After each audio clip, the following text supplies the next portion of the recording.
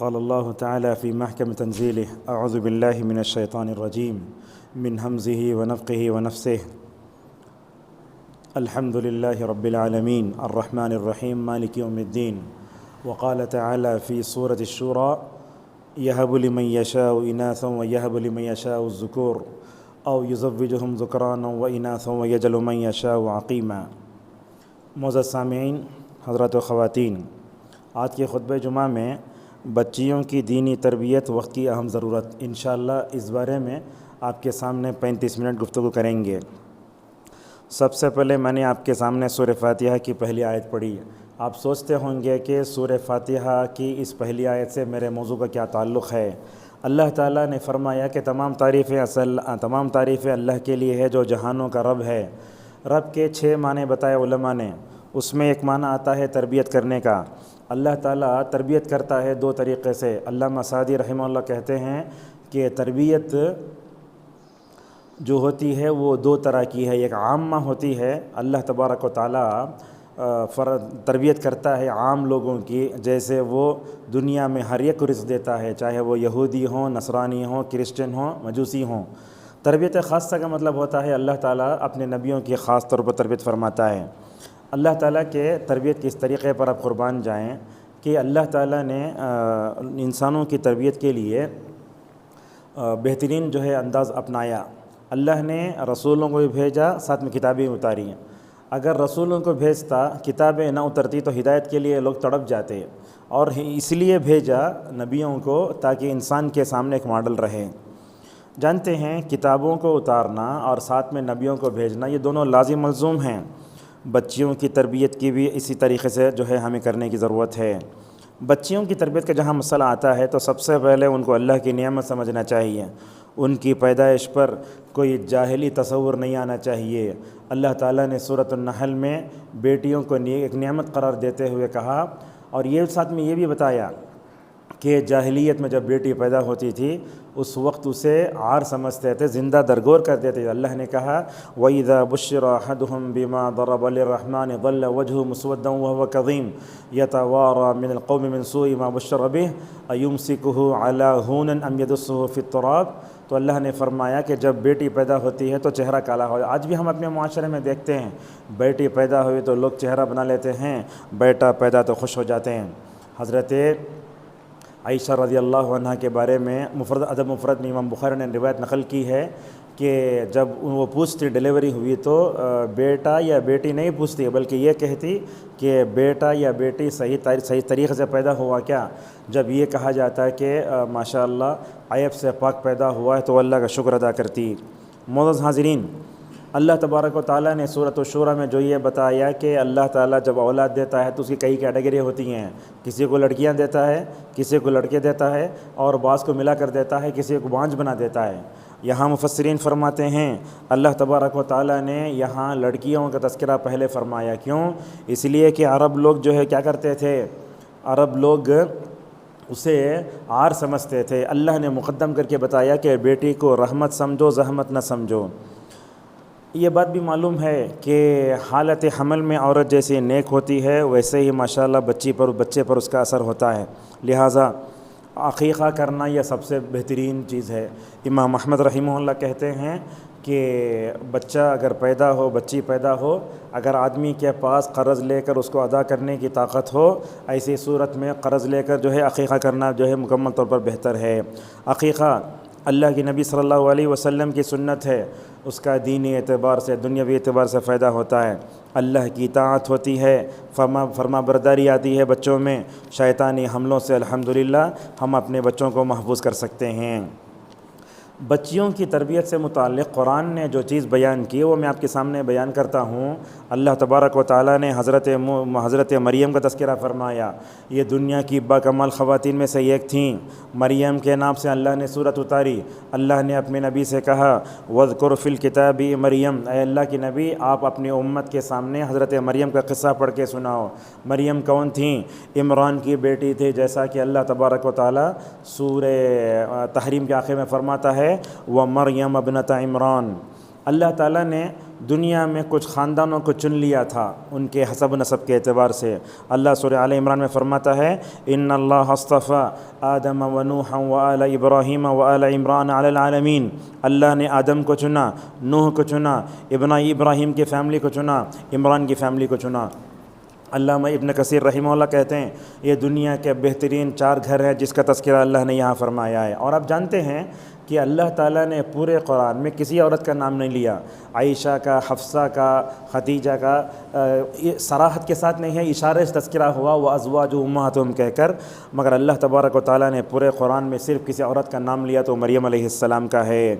قیامت تک چونکہ نمونہ بنانا تھا اس لیے نام لیا۔ صالح عثیمی حفظہ اللہ کہتے ہیں اور عرب کے نزدیک حیا یہ ہے کہ اس کے نام کو بھی جو ہے چھپایا جائے، ضرورت کے مطابق ظاہر کریں۔ مثال کے طور پر آئیڈینٹی کارڈ بنانا ہے، آدھار کارڈ بنانا ہے، اس پہ طرف توجہ دیں۔ عرب میں ہم دیکھتے ہیں کہ اگر ماں کے نام کے ساتھ لکھنا ہو تو ایسا لکھتے ہیں ام احمد، لیکن نام ظاہر نہیں کرتے، ضرورت پڑے تو نام ظاہر کیا جا سکتا ہے۔ حضرت مریم کی پیدائش کے مراحل کو ذکر کرنے کے پہلے آپ کو یہ بتاتا ہوں کہ اللہ تبارک و تعالیٰ نے دنیا میں تخلیق کا جو انداز اپنایا وہ 4 طرح کا، جیسا کہ علامہ ابن کثیر رحمہ اللہ کہتے ہیں۔ سب سے پہلے تو آدم کو پیدا کیا مٹی سے، پھر پھسلی سے پیدا کیا حضرت حوا کو، بغیر باپ کے پیدا کیا حضرت مریم کو۔ اس لیے قرآن میں دیکھیں گے حضرت عیسیٰ کو، قرآن میں جہاں کہیں دیکھیں گے آپ ہر جگہ وہ کہا گیا عیسیٰ ابن مریم، عیسیٰ کے باپ نہیں تھے، عیسیٰ کے صرف جو ہے ماں تھیں، سردار کی بیٹی تھی، نیک عزائم کی مالک تھی۔ جب حضرت مریم علیہ السلام پیدا ہو رہی تھی تو ان کے والدہ کا نام تھا حنہ، جیسا کہ بعض روایتوں میں آتا ہے۔ حضرت حنہ نے ماشاءاللہ پیدا ہونے سے پہلے عزم دیکھو کیسا ہے، جب پیدا ہونے لگا بچہ تو کہنے لگی میں کیا کروں گی، محرن فتقبل منی، میں اپنے بچے کو بیت المقدس کی خدمت کے لیے وقف کر دوں گی۔ یہ بیٹا بیٹی دینا اللہ کے ہاتھ میں ہوتا ہے، لہٰذا جب لڑکی پیدا ہو گئی تو حضرت حنہ اللہ کی تقدیر سے جو ہے ناراض نہیں ہوئی۔ 2 جملے کہا، واللہ اعلم بما وضعت، میں جو بچجنی ہوں اللہ بہتر جانتا، اور کہا ولیس الذکر کالانثی، میل فیمیل کی طرح نہیں ہے۔ لہٰذا جب حضرت مریم پیدا ہو گئی تو ان کی اور ان کے بچے کی حفاظت کے تڑپنے لگی۔ اللہ تعالیٰ فرماتا ہے وَإِنِّي أُعِيذُهَا بِكَ وَذُرِّيَّتَهَا مِنَ الشَّيْطَانِ الرَّجِيمِ، اے اللہ تو میرے سے اور اس سے پیدا ہونے والے بچے کی شیطان سے حفاظت فرما۔ اللہ اکبر۔ حضرت ابو ہریرہ رضی اللہ تعالیٰ عنہ فرماتے ہیں کہ رسول اللہ صلی اللہ علیہ وسلم نے فرمایا دنیا میں جب بھی بچہ پیدا ہوتا ہے شیطان اسے انگلی کرتا ہے۔ ہم لوگ کیا سمجھ جاتے ہیں، ڈاکٹر اور نرس کو دیکھ کر بچہ روتا سمجھ جاتے ہیں، بات ویسی نہیں ہے۔ اللہ کے نے فرماتے ہیں بچے کو انگلی کرتا شیطان۔ کہا یہ حنہ کی دعا سے الحمدللہ مریم بھی اور حضرت عیسیٰ علیہ السلام اس شیطانی حملے سے بچ گئے۔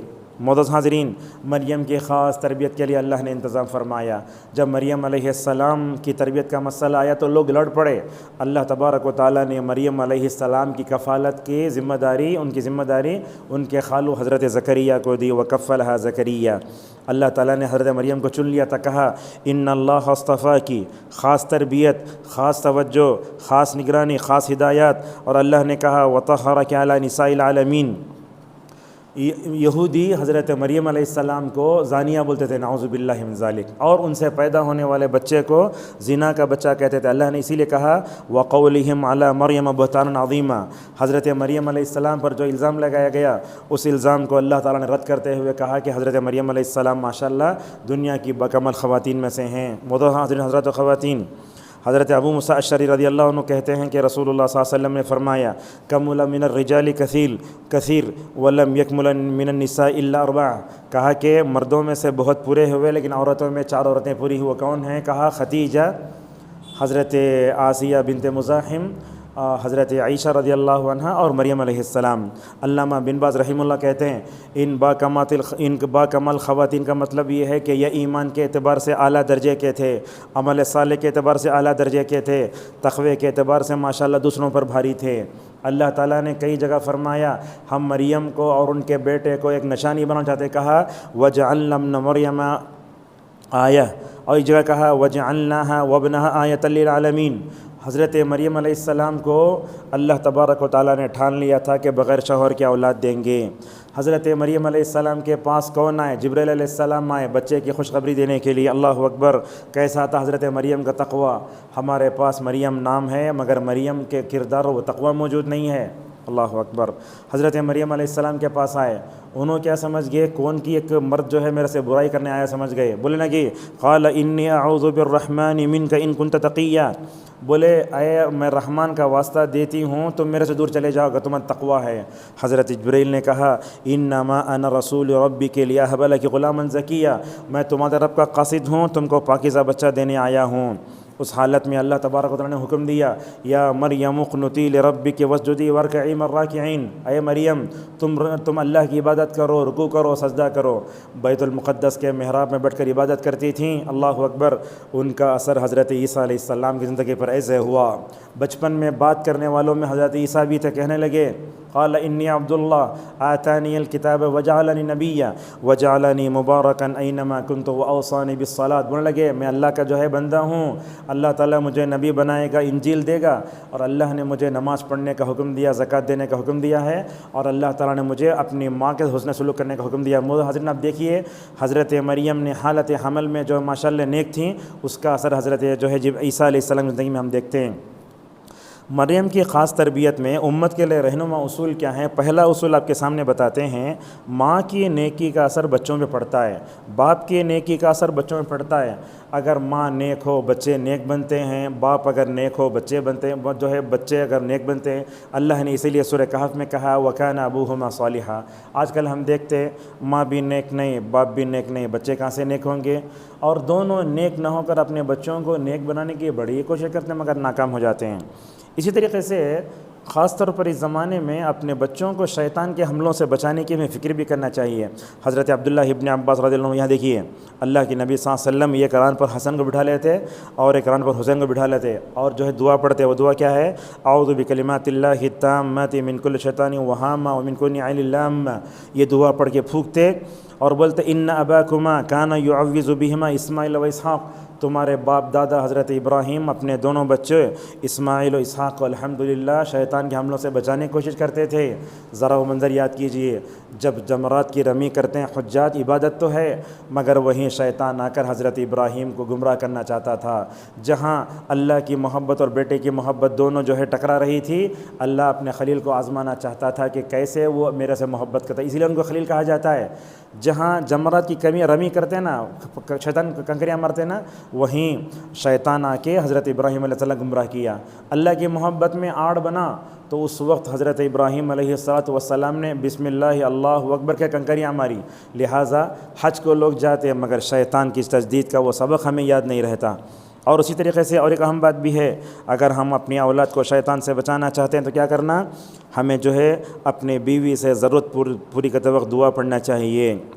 حضرت عبداللہ ابن عباس رضی اللہ عنہما فرماتے ہیں رسول اللہ صلی اللہ علیہ وسلم نے فرمایا اگر کوئی آدمی اپنی بیوی کے پاس جاتا ہے تو دعا پڑھنا چاہیے۔ کیا دعا ہے؟ بسم اللہ اللہم جنبنا الشیطان وجنب الشیطان ما رزقتنا، اے اللہ ہمیں شیطان سے بچا لے، ہمارے ہونے والے شیطانی حملوں سے بچا لے۔ اللہ کے نبی فرماتے ہیں فَإِنَّهُ أَن يُقَدَّرَ بَيْنَهُمَا وَلَدٌ فِي ذَلِكَ لَمْ يَضُرُّ الشَّيْطَانَ أَبَدًا، اگر دونوں کے حق میں اللہ نے اگر اولاد لکھی ہے، اس دعا کی برکت کی وجہ سے ماشاءاللہ شیطان کے حملوں سے بچ جاتا ہے، انہوں بھی ان کے اولاد بھی۔ اس حدیث تشریح میں علماء لکھتے ہیں اللہ تعالیٰ ماں باپ کے دعا پڑھنے کی وجہ سے بچوں کو اور ان سے ہونے والی اولاد کو شیطان کے حملوں سے بچاتا ہے۔ دیکھو بسم اللہ جہاں ہوتا ہے وہاں برکت آتی ہے، بسم اللہ جہاں اللہ کا نام آتا ہے شیطان بھگ جاتا ہے۔ اس لیے آپ دیکھتے ہیں جب دعا کا جب اذان ہوتی ہے شیطان بھگتا ہے، اقامت تو شیطان بھگتا ہے۔ مجاہد رحمہ اللہ کہتے ہیں جب بندہ یہ دعا پڑھتا ہے تو الحمدللہ دونوں اللہ کی حفاظت میں آ جاتے ہیں اور ہونے والی اولاد بھی الحمدللہ شیطان کے حملوں سے بچ جاتی ہے۔ آج کل دولہا کا حال یہ ہے اسے یہ دعا بھی یاد نہیں، شب شادی ہوتی ہے تو فجر نماز کچھ نہیں آتا، اس کے بعد نماز سے اپنی زندگی کا آغاز کرنا، جیسا کہ صحابہ سے ثابت ہے، اپنی جو ہے ہونے والی دلہن کے پیشانی پر اللہم انی اسألک خیرہا و خیر ما جبلتہا علیہ و اعوذ بک من شرہا و شر ما جبلتہا علیہ، اللہ اس بندی کے اندر جو خیر اس کا سوال کرتا ہوں میں، اس بندی کے اندر شر ہے اللہ اسے مجھے بچا لیں۔ اگر یہ سب کرتے ہیں تو ماشاءاللہ کتنی بہترین بات ہوگی۔ اس دعا کو ہم نوجوانوں کو یاد کرائیں۔ آج کل دلہا کا حال تو یہ ہے شادی ہوتے ہی پہلے عالم کو میسج بھیجتا، مولوی صاحب دعا بھیجو مجھے۔ امام بخاری رحمہ اللہ سے پوچھا گیا اگر کسی کو عربی نہیں تو کیا کرے، تو کہا اگر فارسی میں دعا پڑھے تو کوئی حرج نہیں ہے، لیکن ہم اس خطبے ذریعے پیغام دینا چاہتے ہیں کہ دعا پڑھیں، دعا یاد کریں اور بچوں کو بالغ ہوتے ہی دعا یاد کرا دیں۔ حسن بصری رحمہ اللہ کہتے ہیں اگر اس عورت کو حمل ہوتا ہے دعا پڑھنے کے بعد تو اولاد نیک پیدا ہوتی ہے۔ حضرت عبداللہ مسعود رضی اللہ تعالیٰ عنہ فرماتے ہیں کہ یہ دعائیں پڑھ سکتے ہیں، اللہم لا تجعل للشیطان فیما رزقتنا نصیبا۔ ایک بات بتاتے ہیں معزز حضرات خواتین، جب شادی ہوتی ہے تو خطبہ نکاح پڑھا جاتا ہے تو منتر کی طرح پڑھا جاتا ہے، کچھ منع سمجھتے ہی نہیں ہے، لہٰذا خطبہ نکاح پڑھانے والوں کو ضروری ہے کہ وہ نصیحت کریں، سب کے سامنے بیٹھ کر میں نے قبول کیا بولتا تو مطلب یہ ہے کہ اسے نیک بنانے کی ذمہ داری بھی شوہر کی ہے، لہٰذا بولنا زوجین کو کہ اپنے زندگی کا آغاز صحابہ کی طرح 2 رکعت نماز سے کرو، پیشانی پر ہاتھ رکھ کے دعا پڑھو، جمع کرنے سے پہلے اس دعا کا اہتمام کرو۔ اور معزز حاضرین، بچیوں کی تربیت میں ماں کا نیک ہونا اور حالت حمل میں اس کا نیک رہنا بہت ضروری۔ کیسے نیک رہنا؟ نمازوں کی پابندی، اللہ کی اطاعت، تابعداری، ذکر کی پابندی، تلاوت قرآن، نیک عزائم، اللہ سے تعلق ہو۔ ہمارے پاس عورتوں کا حل یہ ہوتا ہے کہ جب وہ حالت حمل میں رہتی ہیں چونڈا بن لیتی، سڑی نیٹی پہن لیتے اور اس کے بعد ریموٹ لے کے ٹی وی دیکھتے رہتے، بچے ہیروز پیدا ہوتے۔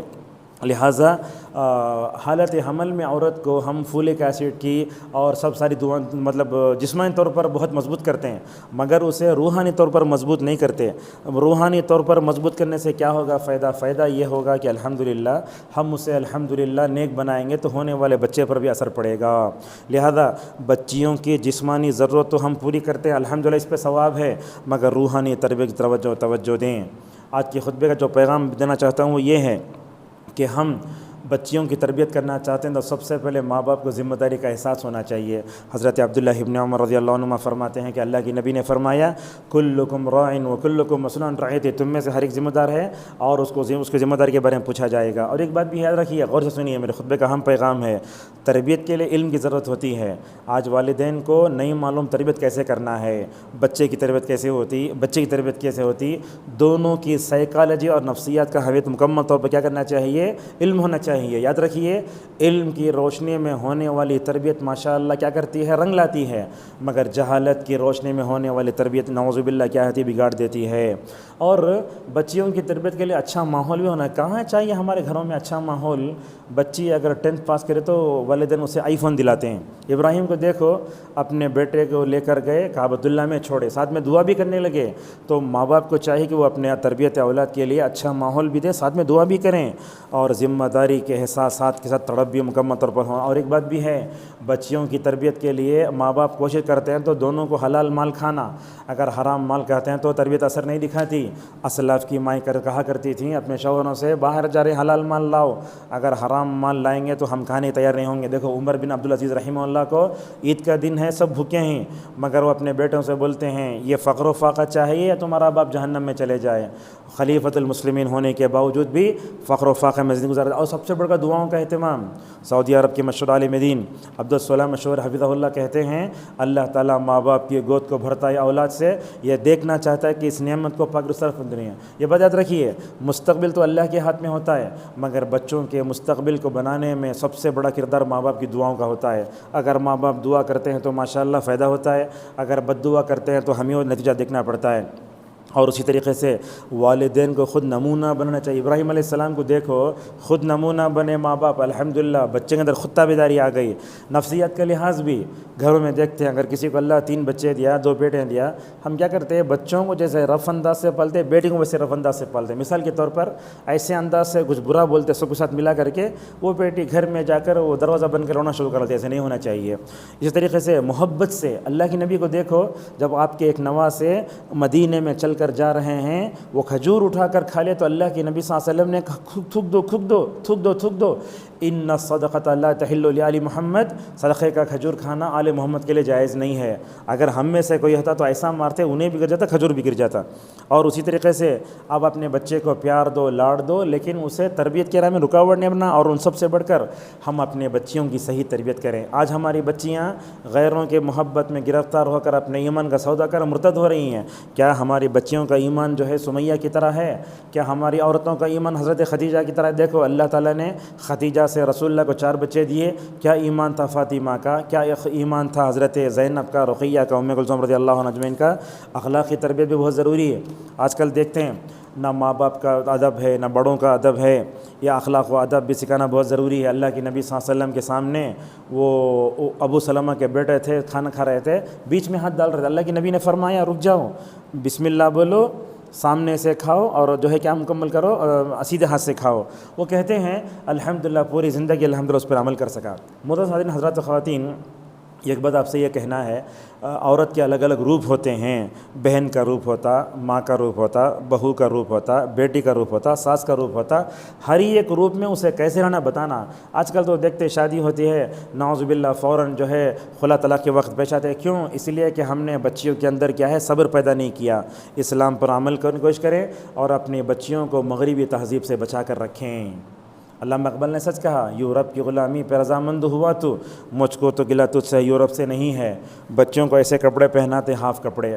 عرب میں ہم نے دیکھا 6 سال کی بچی کو ماشاءاللہ برقع پہنا تو بڑے ہو کو اسے برقع پہننے کی عادت ہوتی ہے، چھوٹے سے بے حیائی کر کے آپ جو ہے بالغ ہونے کے بعد اگر وہ برقع پہنا تو وہ نہیں ہوتا وہ۔ اور اسی طریقے سے پردے کی پابندی بھی ضروری ہے، اور رسوم و رواج کو ختم کرنے کے لیے رسول اللہ صلی اللہ علیہ وسلم آئے، اس کو بھی ختم کرنا چاہیے۔ اللہ نے سورہ اعراف میں کہا وَيَضَعُ عَنْهُمْ إِصْرَهُمْ وَالْأَغْلَالَ كَانَتْ عَلَيْهِمْ، جو رسم و رواج کی بیڑیاں جو زنجیریں تھیں اللہ کے نبی اس کو ختم کرنے کے لیے آئے تھے۔ آج کل ہم دیکھتے ہیں ہمارے معاشرے میں منگنی کے طور پر اتنی بڑی دعوت ہوتی ہے، فضول خرچی، بے پردگی، تصویر کشی، ان تمام چیزوں سے ہمارے معاشرے میں بربادی کے علاوہ کچھ بھی نہیں آتا، اور فضول خرچی کرنے کے بعد نعوذ باللہ اللہ تبارک تعالیٰ سامنے ہمیں جواب دینا پڑے گا۔ بہرحال خطبے کا مختصر خلاصہ یہ ہے، بچیاں اللہ کی بہت بڑی نعمت ہوتی ہیں، ماں باپ کو چاہیے کہ وہ علم کی روشنی میں اپنے بچوں کی صحیح تربیت کریں۔ اللہ تبارک تعالیٰ سے ہماری دعا ہے اللہ تعالیٰ ہم سب کو اولاد کو آزمائش اور نعمت سمجھ کر ان کی صحیح تربیت توفیق عطا فرمائے۔ اللہ تعالیٰ امت میں جتنے ماں باپ ہیں سب کو ذمہ داری کا احساس دلائے۔ اللہ تعالیٰ ہم سب کو اپنے بچوں کی دینی ایمانی اخلاقی تربیت توفیق عطا فرمائے۔ وآخر دعوانا الحمد للہ رب العالمین۔